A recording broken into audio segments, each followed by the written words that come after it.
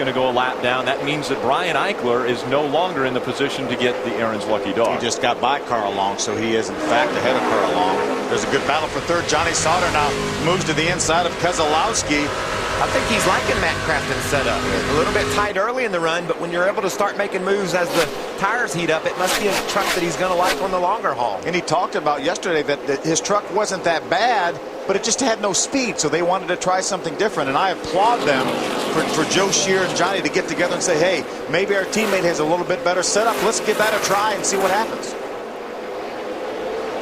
So after Johnny Sauter was able to get by Brad Keselowski, he's been able to check out, put about 4 truck lengths between them. And then Matt Crafton jumped on Keselowski and got that spot. You see Timothy Peters reporting from the pits. He's got a vibration, Ray. Is that right?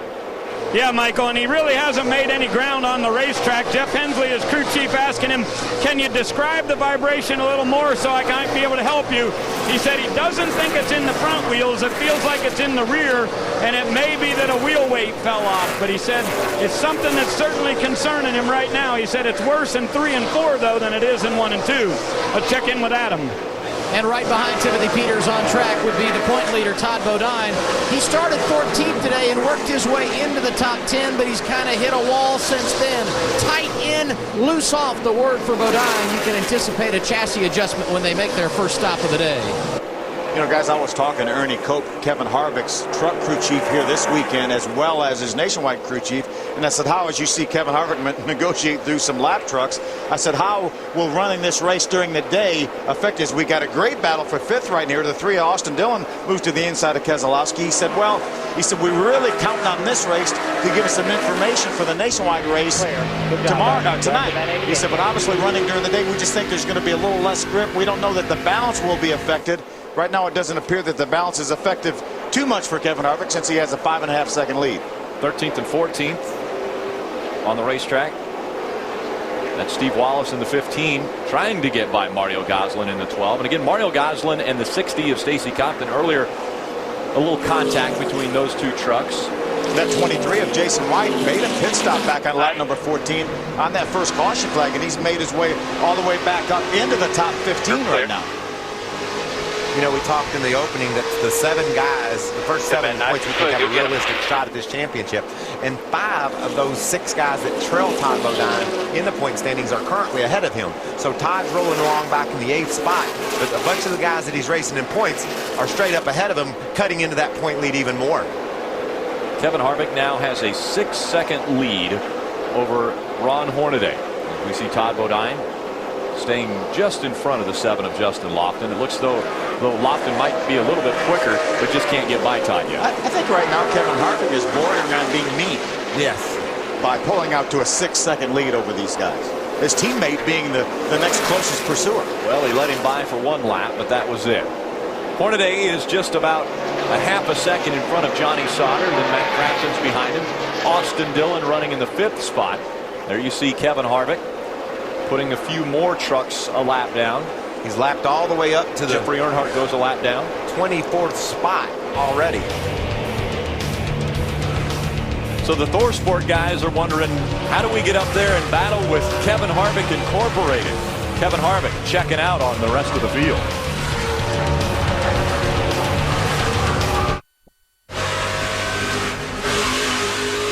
Be the biggest racing fan you can be with Verizon Championship Racing at the track and on your phone. From nationwide and IndyCar driver meet and greets to exclusive peeks inside the Penske garage right on your VCast phone. For your hard card to racing nirvana. Only from the network with the most 3G coverage, Verizon.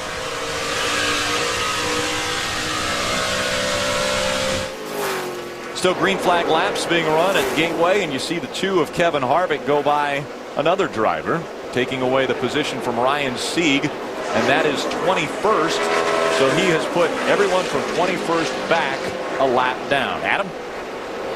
And the next thing we should be talking about is strategy. Of course, 1 caution today just past lap 10. The leaders elected not to come down pit road. So with all these green flag laps, you ask the question, when will they likely come in? Somewhere around lap 60. So we're about 15 laps away of seeing guys like Harvick, Hornaday, and others making green flag pit stops, Ray.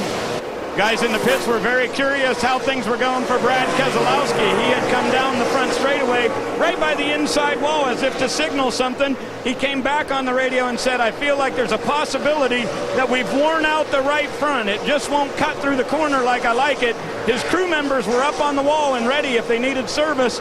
And I'm with you, Adam. I think we'll see them coming to pit road, and many of the teams on my end talking about making big adjustments. Believe it or not, guys, just about everybody on my end of pit road is tight on the racetrack today. Not a lot of grip out there because of the extreme heat. And, you know, you talk about right front tires. Brad Keselowski saying he might be wearing his out. About 40-some laps last week at Iowa, we saw teams that had some issues with their front end settings blow those tires out.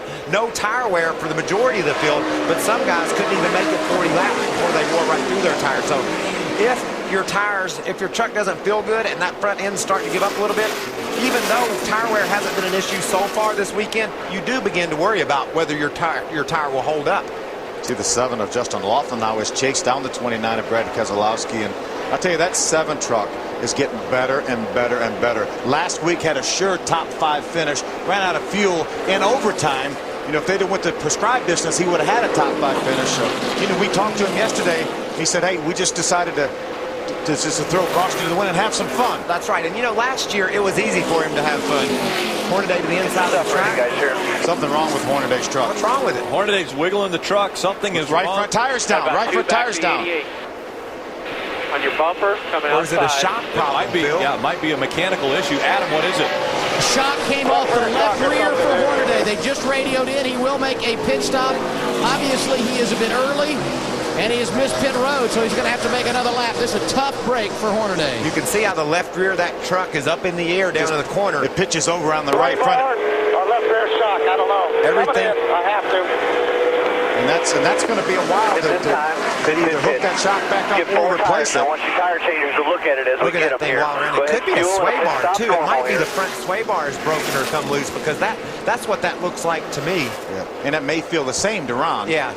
When you lose a shock or your sway bar goes wrong, you just know there's something serious going on, and you could tell by the way that thing was wallowing around. And rolled over. I mean, it rolled completely over on the right side.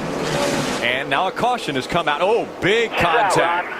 The 39 of Ryan Sieg into the wall hard. You see the right front damage on that truck. And Ron should keep going down pit road. Don't even stop. Just pass through at speed, and that's exactly what I believe he's going to do. He's going to go back. He will stay on the lead lap. That's a huge break for Ron Hornaday. Now, if he had stopped in his pits, the leader would have lapped him. Now, he does have some serious issues with that truck. I wouldn't be surprised. You can see the wheels off of the... It broke. You look at the center of the wheel. Ryan Sieg had a wheel go away, and it's the reason why he went in the outside wall.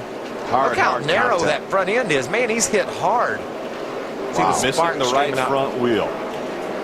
It's like the center broke out of it. Maybe the lugs were a little bit loose, and they finally... You can still see the lug nuts on the hub. That's the wheel. That's part of the wheel still on there. Is there only 2 nuts on there? Yeah, what it looked like. 2 lug nuts still left on there.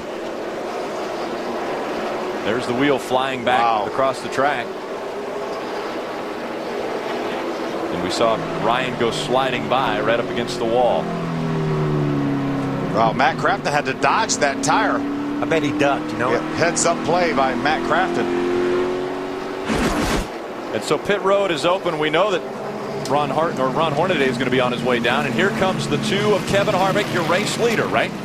And down on my end, Rick, we expect Johnny Sauter to come in here. As I said, he was very tight, so they made an air pressure adjustment. Went up on air pressure on the right rear. Also, we'll watch for the tire changer to put a little bit of tape on the front of the nose.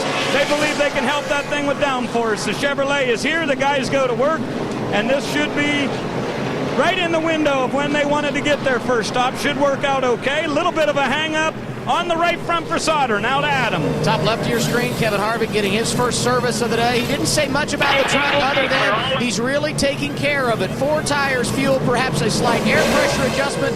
Lap 51, the first stop of the day for Harvick. And when he pulls away, we'll see if he can win the battle off the pit road. It looks like he barely does get in front of Crafton, Phil. He sure does, Adam. Just barely got out in front of Matt Crafton. You know, he had driven off to a 6 second, 6-7 second lead. He needs just a little bit more tape on the front of the truck so he can help his front downforce. That's bad news for everybody else if it helps, isn't it? There, the hood is up on the 33. They're assessing the damage. Let's go around. Front sway bar more than likely is what happened to that truck, and they were looking under the hood. There's our Aaron's Lucky Dog, Max Pappas, getting back on the lead lap, courtesy of